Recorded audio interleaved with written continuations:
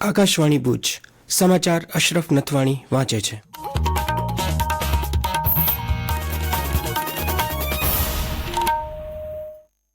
નમસ્કાર।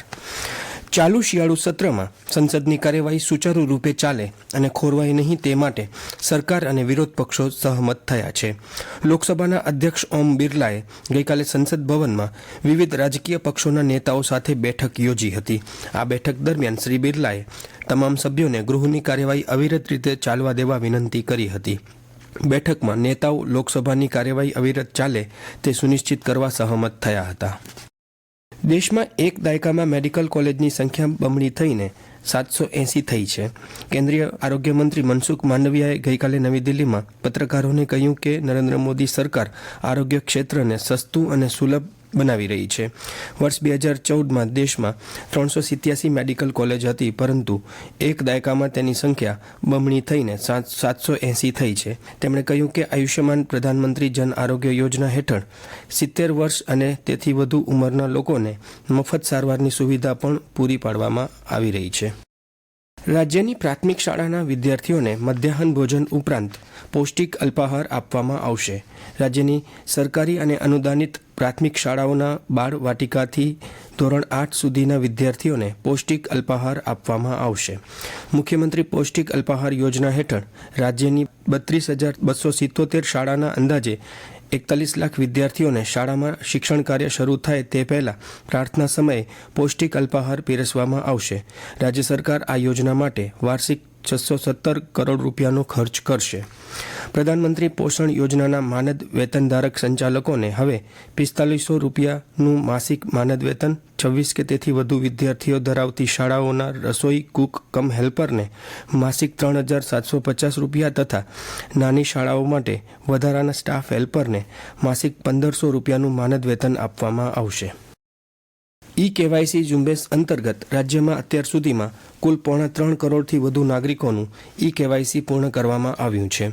અન્ય નાગરિક પુરવઠા મંત્રી કુંવરજી બાવળિયાએ ગાંધીનગર ખાતે જણાવ્યું કે માય રેશન એપ, ગ્રામ પંચાયત, જનસેવા કેન્દ્રો, પોસ્ટ ઓફિસ, બેંક, આંગણવાડી કેન્દ્ર વગેરેના માધ્યમથી ઈ-કેવાયસી કરી શકાય છે।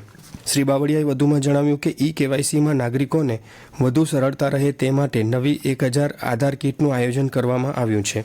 તેમણે જણાવ્યું કે ઈ-કેવાયસી પુરવઠા વિભાગ તરફથી થાય છે, પરંતુ તેનો સંપૂર્ણ આધાર યુઆઈડી એટલે કે આધાર કાર્ડ ઉપર છે।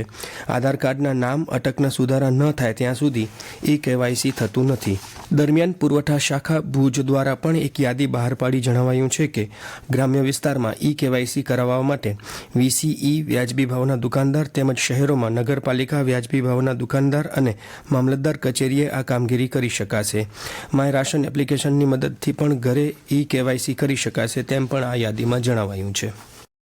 ગોરાણની લુપ્ત થતી સંખ્યાને સુપ્રીમ કોર્ટે રચેલી નિષ્ણાંત સમિતિ કચ્છની મુલાકાતે આવી છે। ટીમે અબડાસા તાલુકામાં બાનાળા, લાલા અને બુડિયામાં નિરીક્ષણ કરી અભયારણ્ય વિશે માહિતી મેળવી હતી।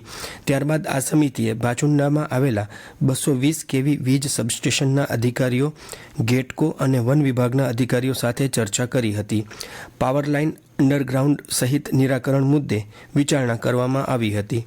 બાદમાં તેમણે નલિયાના ઘાસિયા મેદાન નિહાળ્યા હતા। દરમિયાન આજે ભુજમાં કલેક્ટર કચેરી ખાતે આ કમિટી વિવિધ હિતધારકો સાથે બેઠક યોજશે, જેમાં કચ્છના નિષ્ણાંતો અને અનુભવીઓ ગોરાણ મુદ્દે પોતાની રજૂઆત કરશે। બીજી તરફ પાવરલાઇન કંપનીઓ સાથે પણ બેઠકોનો દોર યોજાશે તેમ પણ જાણવા મળ્યું છે। પૂર્વ ધારાસભ્ય અને સ્વાતંત્ર્યોત્તર પેઢીના કચ્છી આગેવાન નેમજી કેનિયાનું 86 વર્ષની વયે નિધન થયું છે। મુન્દ્રાના બારોઈના વતની અને લાંબા સમયથી અંજાર સ્થાયી થયેલા બહુમુખી પ્રતિભા ધરાવતા અને કચ્છ ઉપરાંત અમદાવાદ અને મુંબઈમાં વિવિધ પદો પર રાજકીય, સામાજિક અને શૈક્ષણિક નેતૃત્વ શ્રી કેનિયાએ પૂરું પાડ્યું હતું।